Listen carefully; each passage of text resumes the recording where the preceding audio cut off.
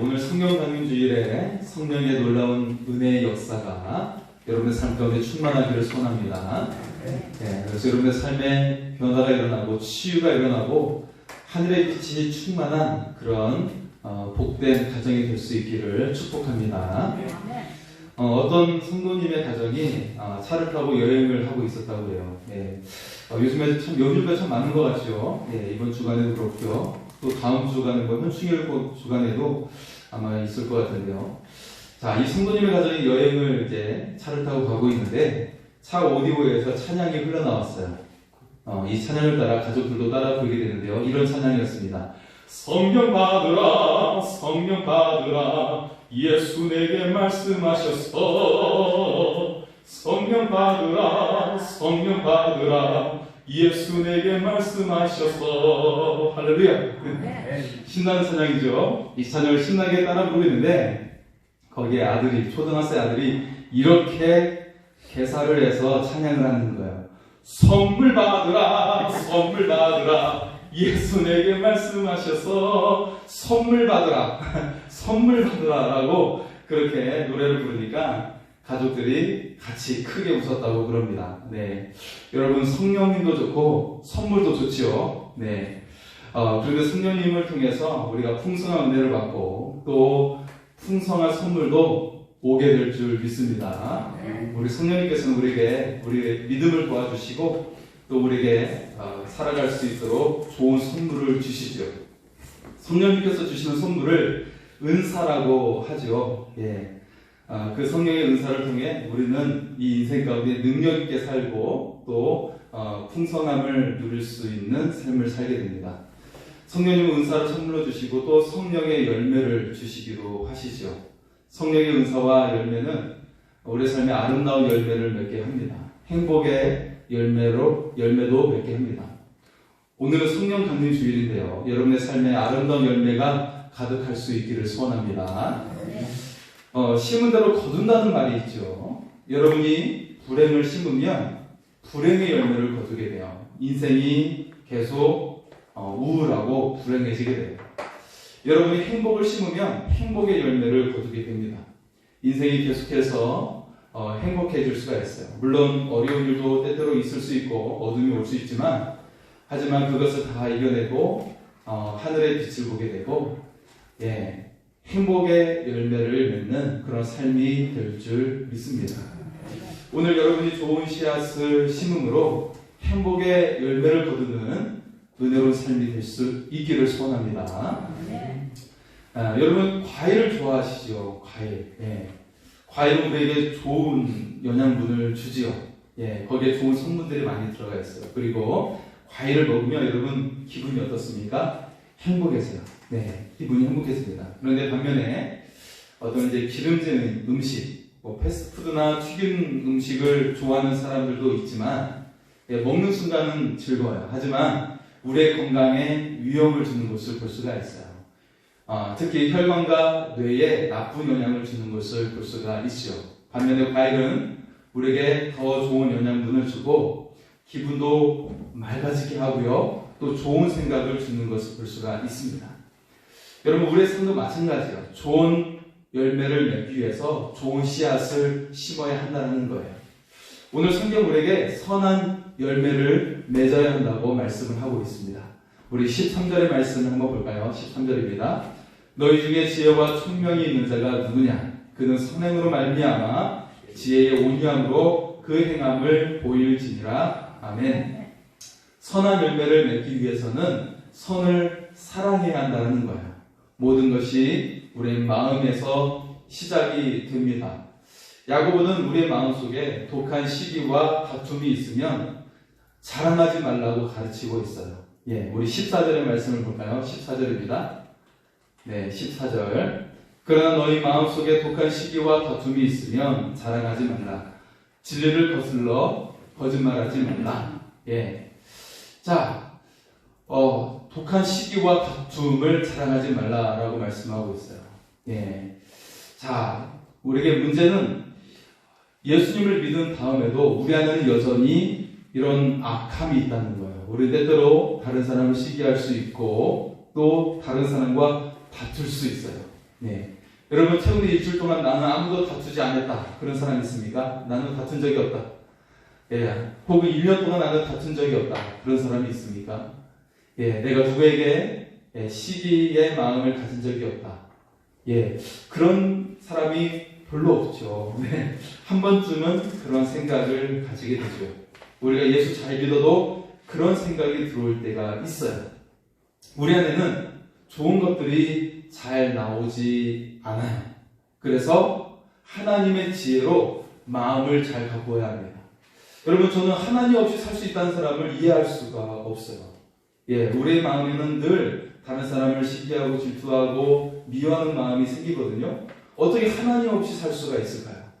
우리가 그런 것들을 이겨내기 위해서는 우리의 마음속에 하나님을 채워야 됩니다. 하나님으로 채워야 하는 것이죠.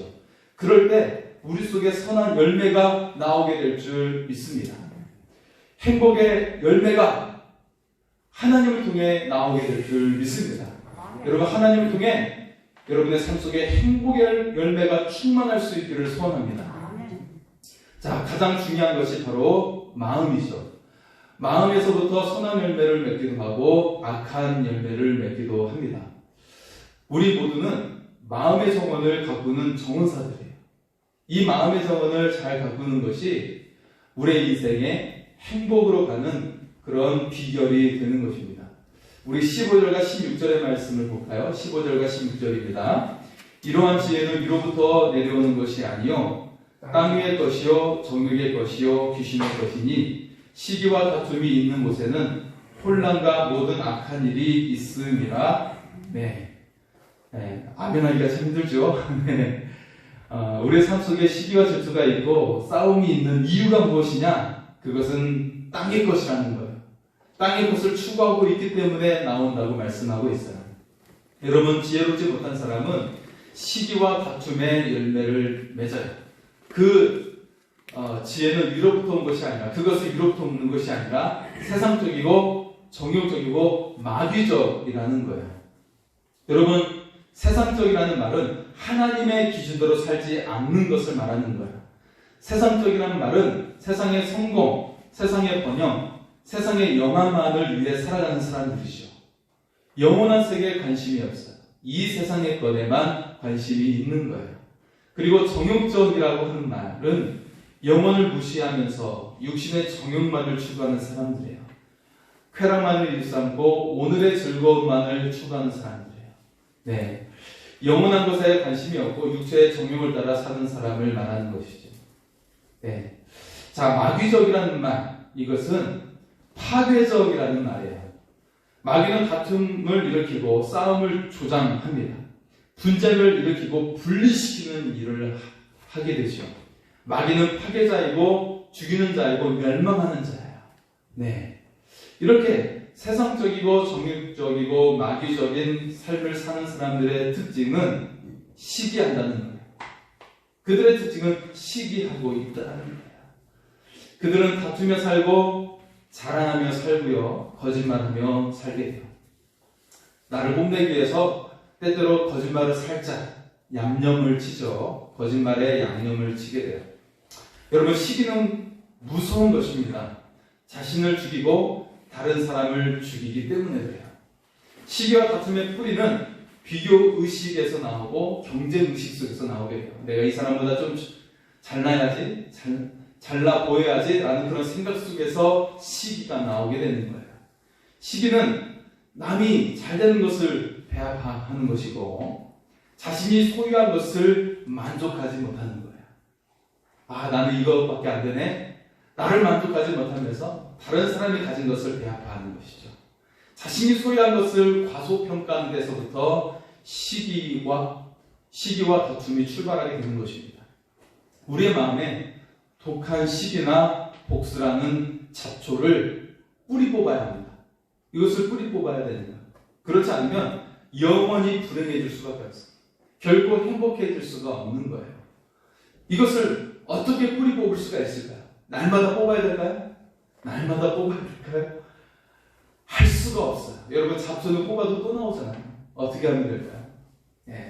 완전히 나오지 않도록 토양을 만들어야 되는데 어떻게 될까요? 그것은 바로 우리가 날마다 십자가 앞에 나아가는 거예요. 주님 앞에 나아가는 것입니다. 그러면 십자가 앞에서 그런 모든 마음이 뿌리 뽑을 줄 믿습니다. 주님의 보혈이 우리를 그 모든 독한 마음, 시기하는 마음, 다툼의 마음을 뿌리 뽑게 합니다. 없어져요. 그냥 제거가 되는 거예요. 마치 제초제처럼 그냥 제거가 되는 거예요. 없어지는 거예요. 사라지고 소멸되게 되는 것입니다. 여러분 십자가 앞에서 그 모든 연약한 마음이 소멸될 줄 믿습니다. 그러면서 우리는 용서하는 마음이 속에서 나오게 되는 거예요. 왜냐하면 주님이 나처럼 이 못난 나를 용서해 주셨기 때문에 십자가 앞에서 우리도 용서의 마음이 나오게 될 줄 믿습니다. 그럴 때 비로소 여러분은요, 모든 얽매임과 족쇄에서 풀려나 그리고 진정으로 평안을 누리고 행복을 누리게 될 줄 믿습니다. 자, 여러분, 선한 열매를 통해서 우리는 항상 기뻐할 수가 있어요. 항상 행복한 사람이 될 수가 있어요. 선한 열매를 맺기 위해서는 위에서부터 임하는 하나님의 지혜를 추구해야 합니다. 그 지혜로 우리는 우리 마음의 정원을 잘 가꿀 수가 있어요. 여러분의 인생의 정원을 아름답게 가꿀 수가 있는 것이죠. 자, 이로부터 난 지혜로 우리는 마음의 정원을 잘 가꾸어야 합니다. 우리 내면의 정원을 잘 가꾸기 위해서는 계속해서 공급을 받아야 돼요. 끊임없이 공급을 받아야 돼요. 왜냐하면 우리 속에서는 좋은 것이 나올 수가 없어요. 왜냐하면 우리는 땅에 거하기 때문에 좋은 것이 나올 수가 없어요. 위로부터 오는 지혜를 받아야 아름다운 열매를 맺게 될 줄 믿습니다. 여러분, 이제 봄날에 나비가 날갯짓을 하고 다니고 있죠. 네.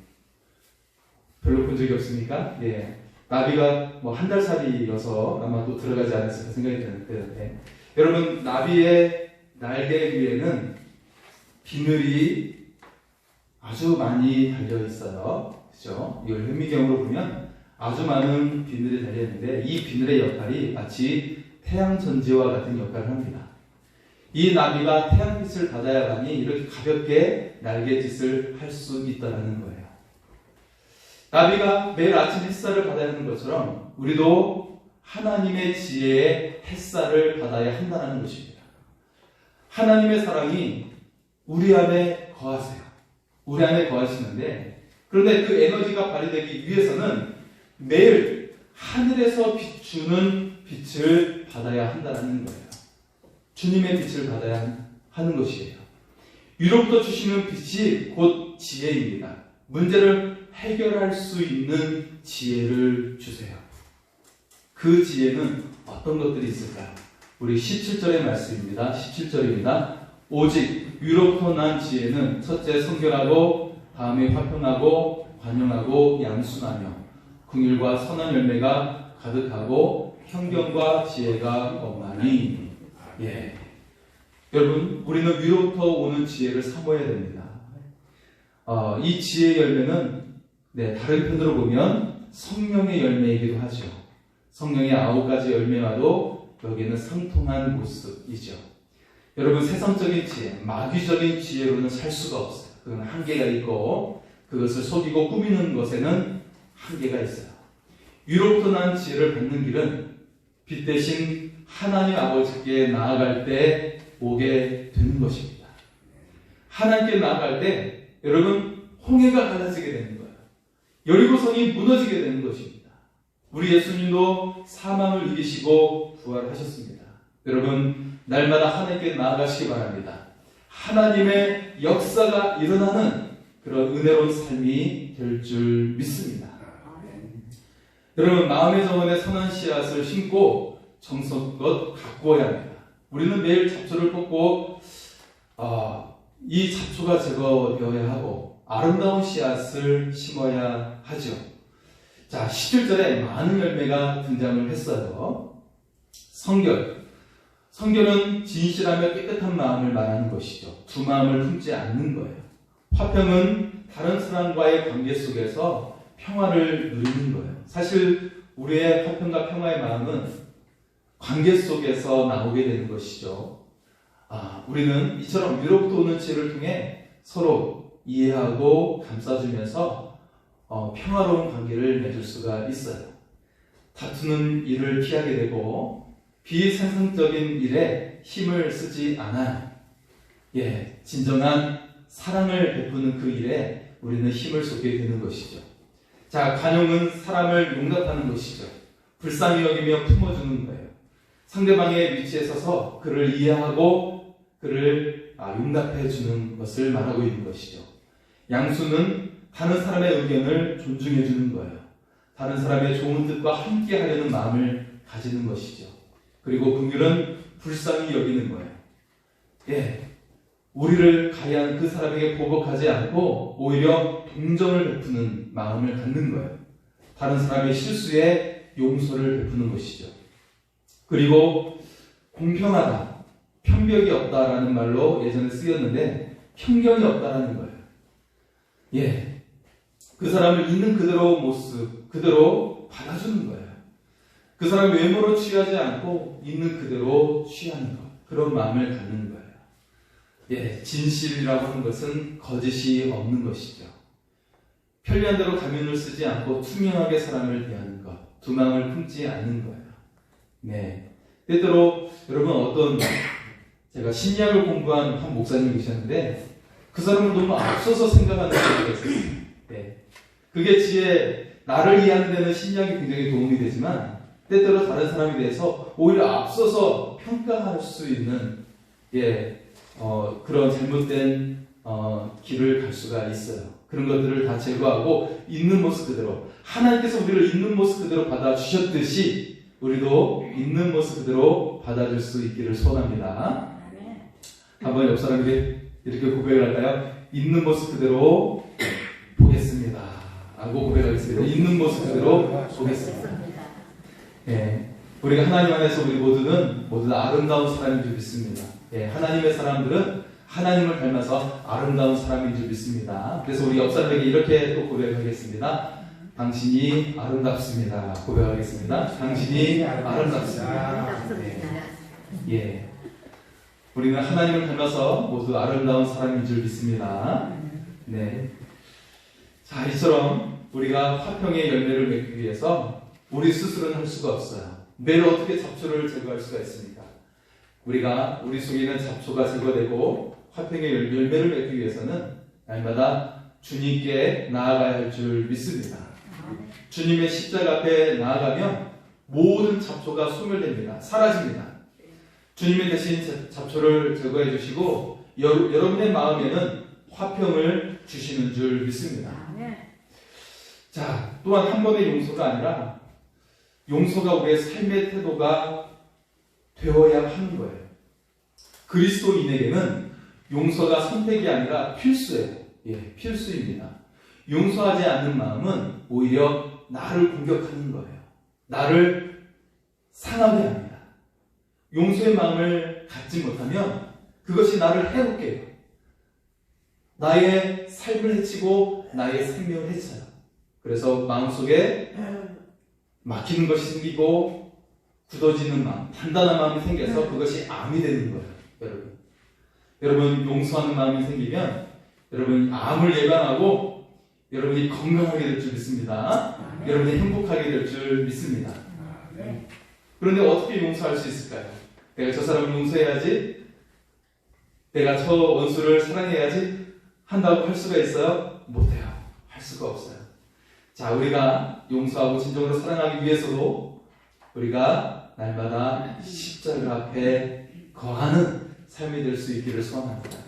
그러면 자연스럽게 그 사람도 사랑할 수가 있어요. 왜냐하면 주님이 나 같은 사람도, 나 같은 죄인도 용서하기 위해서 십자가를 지셨잖아요. 그죠? 그 십자가에 지신 주님을 통해서 나를 용서하신 것처럼 우리가 다른 사람도 용서할 줄 믿습니다. 여러분 진정한 사랑을 같이 나누고 화평을 누리는 삶을 살게 될 줄 믿습니다. 네. 자, 우리가 행복의 열매를 풍성히 맺기 위해서는 자신의 정원을 넘어서 다른 사람의 정원까지 돌보는 사람이 되어야 합니다.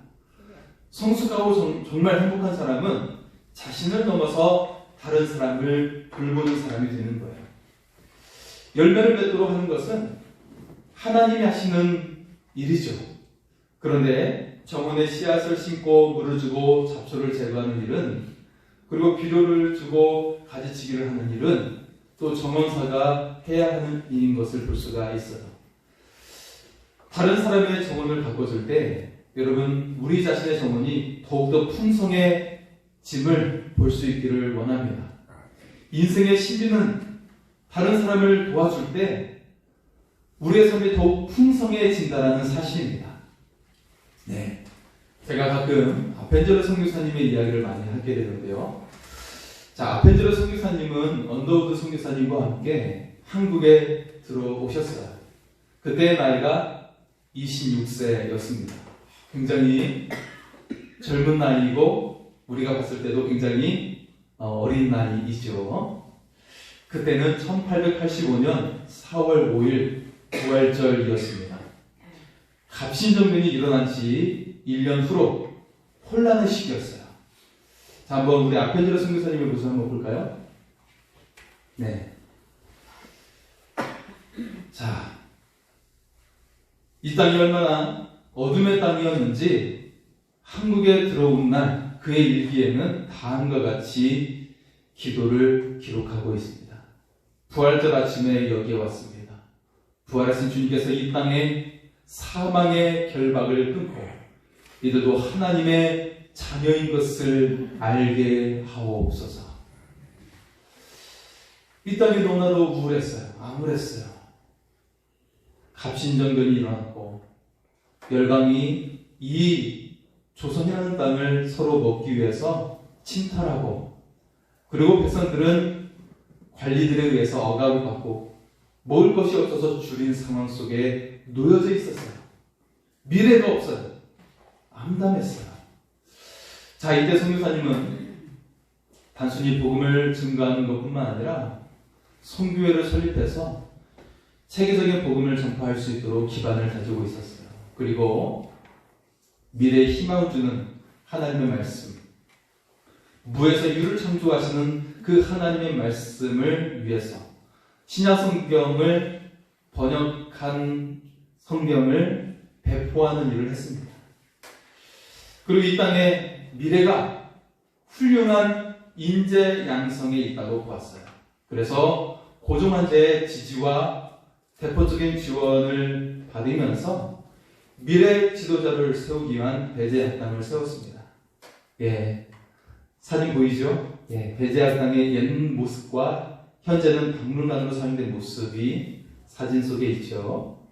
특히 배제학당은 한국 최초로 주입식이 아니라 이해식, 그리고 논쟁, 그런 식의 교육 방식을 도입한 그런 최초의 학교였어요.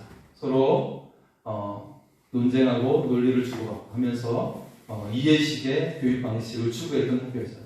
그래서 이 학교에서의 그 토론 방식이 굉장히 앞서 나갔던 토론 방식이었어요. 네, 근데 오늘날 방식은 좀 그의 뒤로 가는 듯한 그런 느낌이 있죠. 자, 아펜젤러 선교사님은 목포에서 성소대회에 참석하기 위해서 배를 타셨다가 다른 배와 안개 속에 충돌하는 사건이 일어나는데, 그때 여고생이 바다로 떨어지죠.